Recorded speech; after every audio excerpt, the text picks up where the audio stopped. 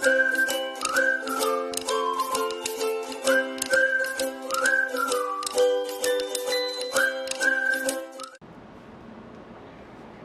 everyone, welcome back to my channel. I hope you're doing well and I hope you're staying safe.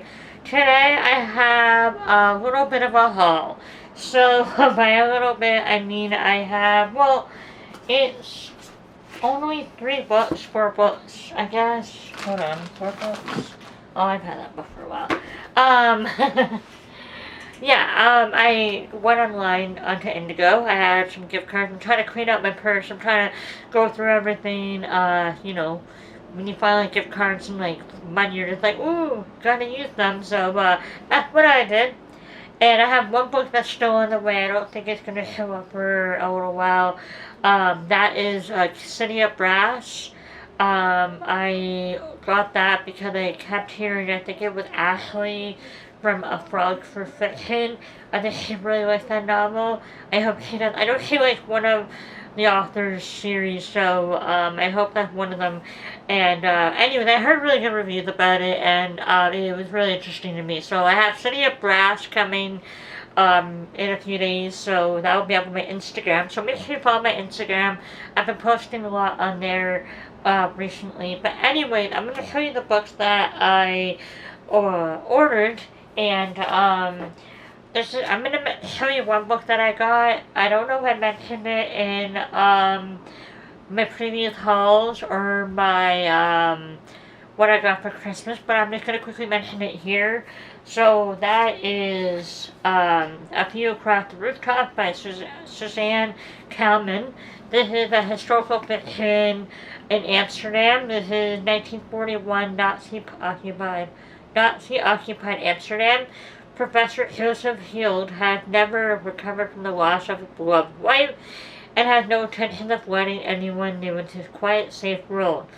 It is a world where the clocks tick steadily in his mathematics classroom, where every equation has a solution. Every day he walks the same route home, past his neighbor Mrs. Epstein, to a house inhabited by only him, and a cat he refuses to even name.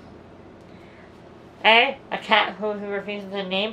I'm going to change your name and just not give you a name.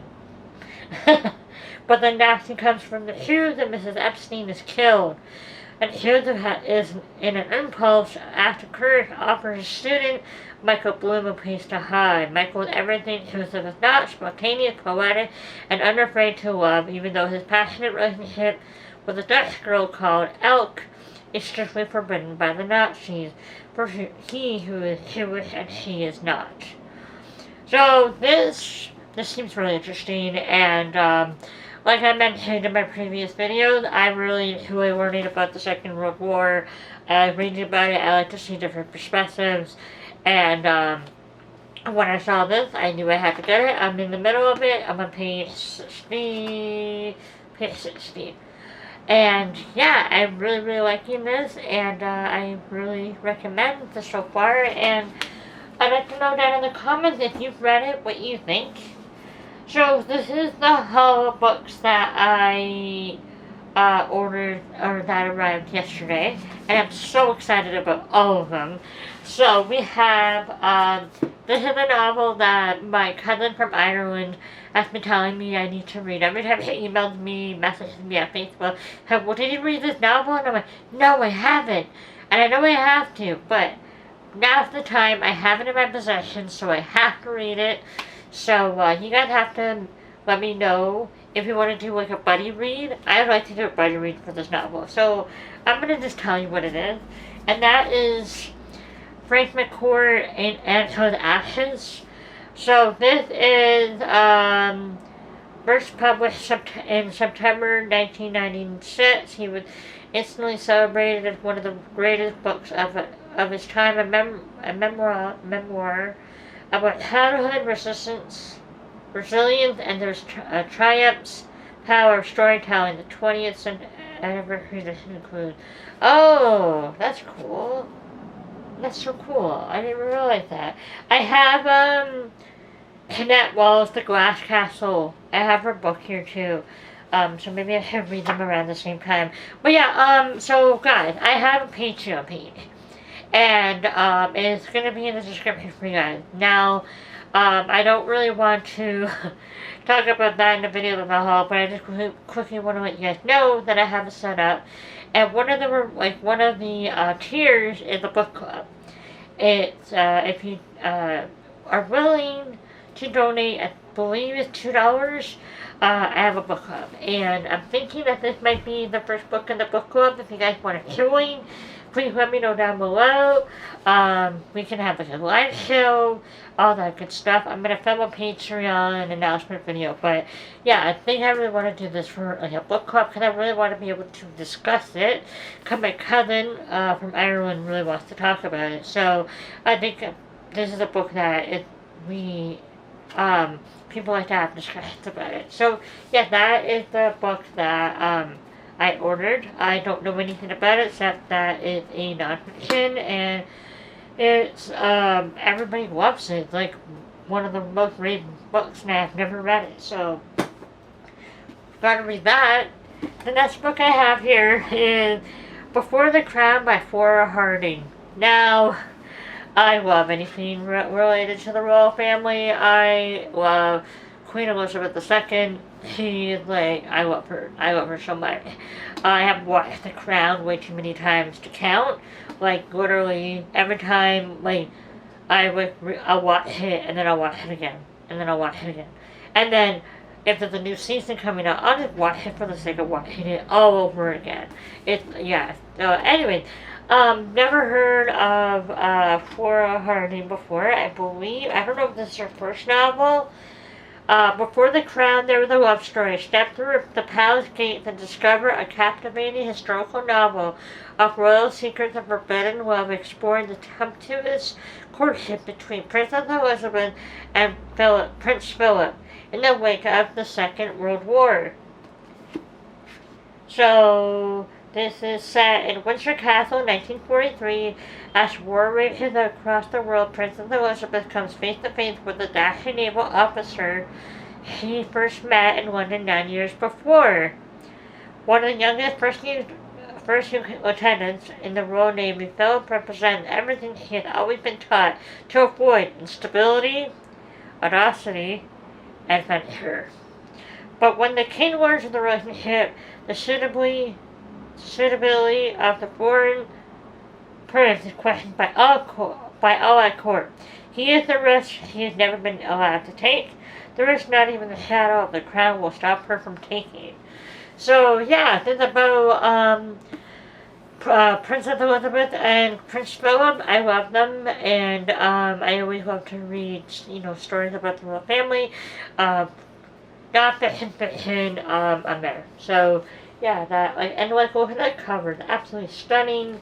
Like, this is such a beautiful book, and what I love when the front flaps here, my favorite. I love this so much. The next book, oh my god, I am so excited. I have raved about this on my Instagram already. I am so happy to get my hands on this. I think I've read every single novel she's written except for one, and that is, hold on, I think her list of books are in here somewhere. So I've read The Gown, Good Night from London, Moonlight Over Paris, After the War is Over, Somewhere in France. I haven't read Follow Poppies. So this one is by Jennifer Robson, and it's Our Darkest Nights.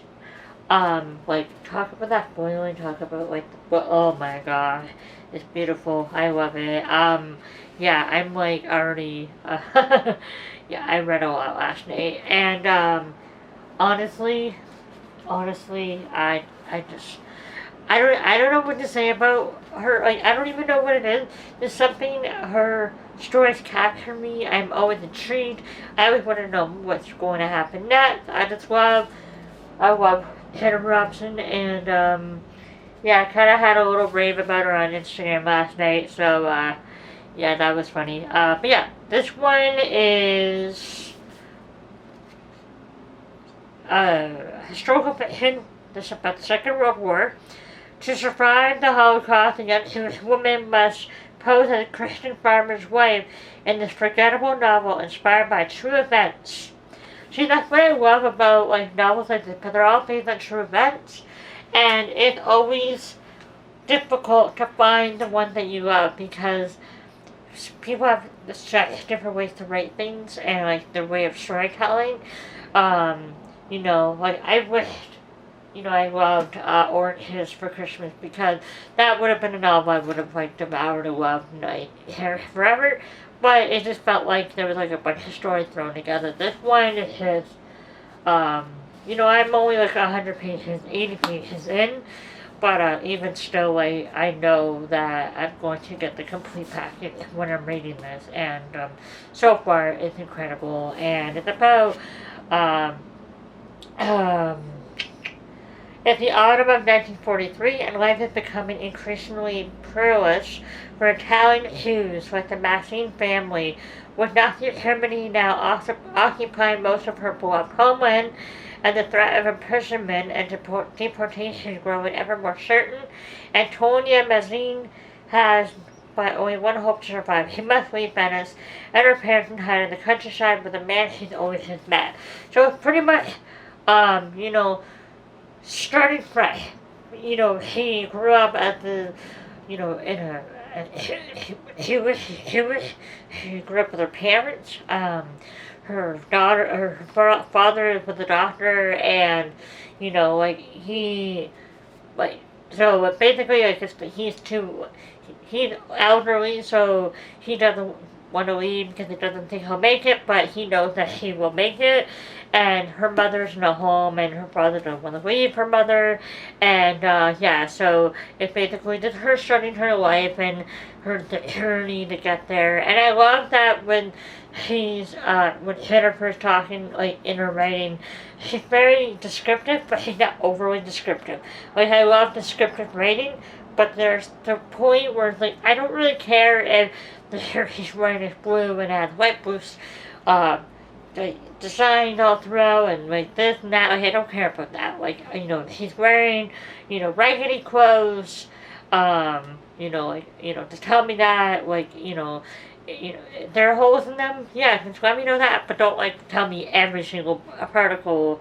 You know, like, oh, there's like 5 holes here from when she did this, and like, you know, there's a rip here because she did this. Like, if it's part of the story, then yeah. But like, there's sometimes people can get a little descriptive. Yeah, anyway, yeah.